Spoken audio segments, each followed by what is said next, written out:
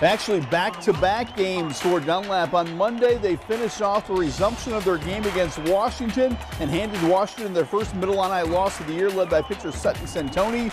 Dunlap winning that game Monday 7-zip. Then it was on to Tuesday, and Dunlap taking on Metamora in their game on Tuesday. And well, Santoni was brilliant again. She had 14 strikeouts. The University of Illinois recruit just mowing down the Metamora Redbirds. A brilliant outing by Santoni. Meanwhile, her battery mate Gabby Drake, well, she's had a huge year at the plate, and she's going to actually dent the scoreboard with this home run right here.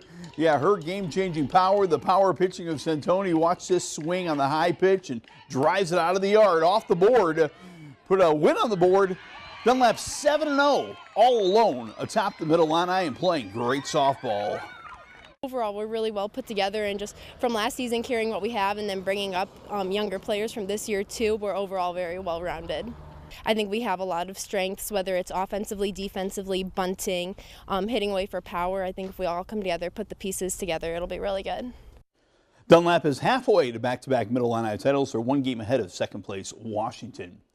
While Dunlap is in control of the Middle Illini softball race, the Middle Illini baseball race is fit to be tied. Monday night, Limestone sent shockwaves throughout the Middle Illini when they knocked off Morton. Morton scored first in the Cam Crawford RBI double right here. But Limestone pitcher Evan Daxon-Bickler was terrific. Gets a nice play here by shortstop Ben Subert. Gavin Klecker had a couple hits. Bryce Chapman had a walk-off double. And Limestone is a winner over Morton, handing Morton their first loss of the year. That means we have a whole bunch of teams tied for first. 3 teams tied for first, including Washington and Dunlap. Washington, a great game at East Peoria on Monday night. A pitcher's duel between R.J. Dungeon of East Peoria and Carter Prina of Washington. East Peoria was threatening in the 4th inning with Tyler Humphrey throwing off his throwing arm. Guns down the runner at third to get out of a jam. In the 7th inning, East Peoria is threatening. Augie Lonis hits one in the gap. That puts the tying run on third, the winning run on second with 2 outs. But Carter Prina is going to end the game with a strikeout. Washington wins it 1-zip. Washington, Morton, Dunlap all tied atop a wildly competitive Middle Illini race. I still say it's the toughest and best league south of I-80. I've said that for years. And it's good baseball. It always has been, and it's tough day in and day out. Anybody can win on any given night. Everybody's got 1 or 2 guys that can shut anybody down on any night. We'll hear from Middle Illini leader Dunlap again in studio in just a bit. Now to Big 12 baseball and a big bounce back for Normal Community. The Ironmen lost last Wednesday, but then played back-to-back huge games and came out on top. First Friday, Normal Community taking on Normal West, the team that beat them in their first conference loss of the year on Wednesday. And on Friday, Normal West jumped on top on a Cooper Temple's opposite field homer. The Wildcats were thinking sweep. But with the game tied 2-2, Normal Community had an 8-run 5th inning, half of the runs scoring on 1 swing of the bat. Kyle Beatty a grand slam.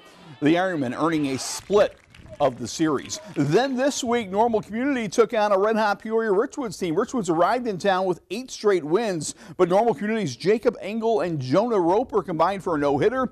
Gavin Michaels drives in Gavin Bourne here, and Normal Community is back in control of the Big 12 race. I mean, I think we have a lot of talent and we got a lot of good players. And I think the best part is if you're not in the lineup that day or whoever the players aren't in the lineup, they're always having a lot of energy in their dugout and cheering us on, and that helps in baseball for sure. Ironmen still have a big series with Bloomington in their Big 12 title run.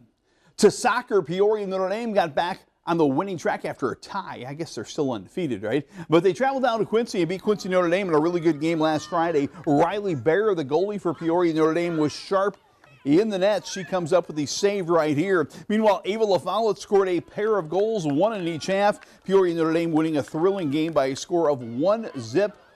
The Irish remaining undefeated, headed to a big tournament in Iowa. Middle Illini soccer, Dunlap won a wild one at Washington. Dunlap scoring a couple of beautiful goals. Watch Elise Grant make the moves here and set up Devin Davis for the header home. A gorgeous goal. Later it's going to be Elise Grant from distance with the goal as Dunlap beats Washington 3-zip.